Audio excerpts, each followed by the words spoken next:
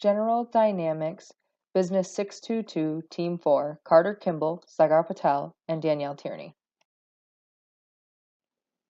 General Dynamics is an aerospace and defense company founded on February 21st of 1952 and headquartered in Falls Church, Virginia. They engage in the provision of tanks, rockets, missiles, submarines, warships, fighters, and electronics to all of the military services. It is organized into 4 business groups: aerospace, combat systems, information systems and technology, and marine systems. General Dynamics has a set of ethos that it runs by: trust, transparency, honesty, and alignment. These ethos drive how they operate their business. Financial analysis. When analyzing the balance and income sheets of General Dynamics, we started to see some trends in how the business has been performing over the past 5 years. When looking at the attached financial analysis sheet, the yearly change in income statements for General Dynamics, we noticed an overall increase in net earnings for the company from 2013 to 2017. The net earnings increased by a total of 19.06% over the total of 5 years. But looking at each individual year, we can notice some other trends. 2015 was the peak of the net earnings for General Dynamics. They had an increase of 6.95% and 14.57% in the years 2013 through 15. These past 2 years have seen the net earnings drop a bit, negative 0.34% into 2016, and then another negative 1.48% into 2017. When looking at the General Dynamics annual shareholders report, we are told that product revenue decreased in 2016 due primarily to fewer aircraft deliveries. We also saw the same trend from 2016 into 2017. The sale of products decreased for General Dynamics. The majority of the business General Dynamics conducts is tied up with government contracts. General Dynamics has 61% of their total revenue supported by the government. This number has been on the rise for the past 2 years. General Dynamics has seen a very slight decrease in their operational spending within the last year, which was followed by a sizable decrease in their operational earnings of negative 5.15%. Looking over the balance sheet for General Dynamics over the past 5 years, we have seen a decrease in total assets, but from 2016 to 2017, total assets increased by 6.2%. The liabilities held by the company have grown at a faster rate than assets acquired by the company.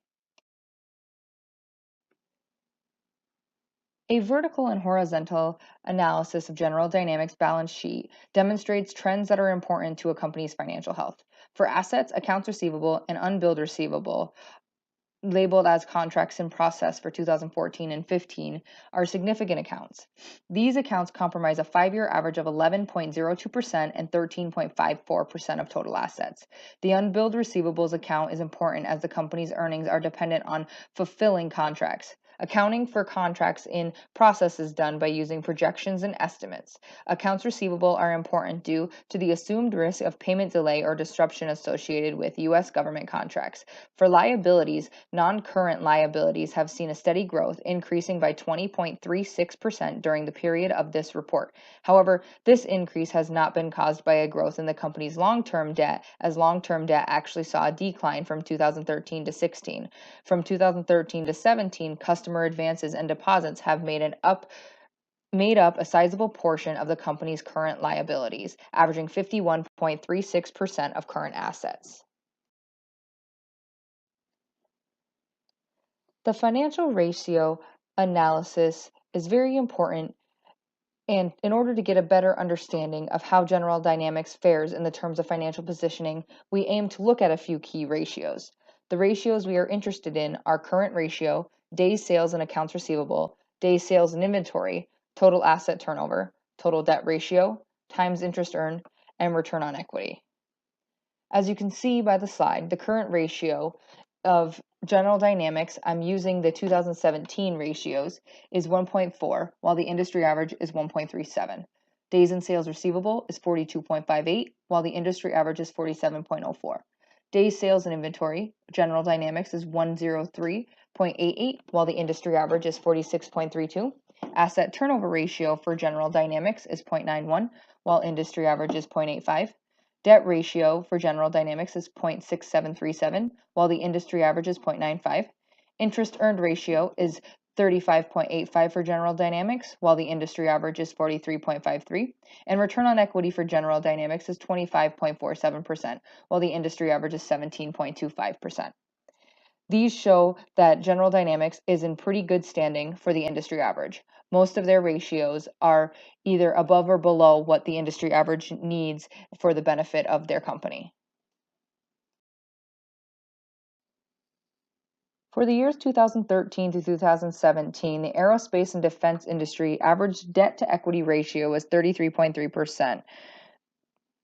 General Dynamics remained in this range with debt to equity ratios of 27%, 33%, 32%, 38%, and 35%, respectively, from 2013 to 2017.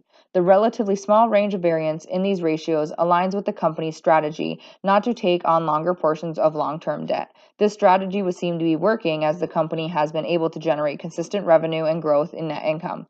As of June 2018, General Dynamics has a weighted cost of capital of 6.91% and cost of debt of 2.59%. The company has been able to achieve a return on investment capital of 18.88%, meaning that General Dynamics is producing very favorable returns on investments. This would indicate that the company's current capital structure is capable of producing growth. The growth seen in net income over the period of this report serves as evidence of this.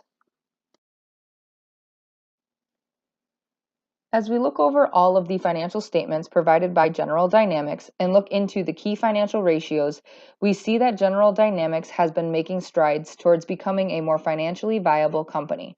General Dynamics has shown positive growth in all the key ratios except for the TIE. The net income of the company has started to bounce back after reaching its height in 2015 and taking a tumble in 2016. While it's not at the level that it used to be, the company has made significant strides to getting back to form. General Dynamics has been awarded multiple new contracts via the U.S. government. These are areas we believe they should strongly keep and keep their relationship with the U.S. government. We strongly also would like to recommend that the company make attempts to secure and improve alternate revenue streams and shouldn't rely so heavily on the U.S. government contracts. The company should always be willing to take on these government contracts, but also should improve upon their other products. Making sure to put a sole emphasis on marketing and promoting their commercial basis will help the company continue to grow.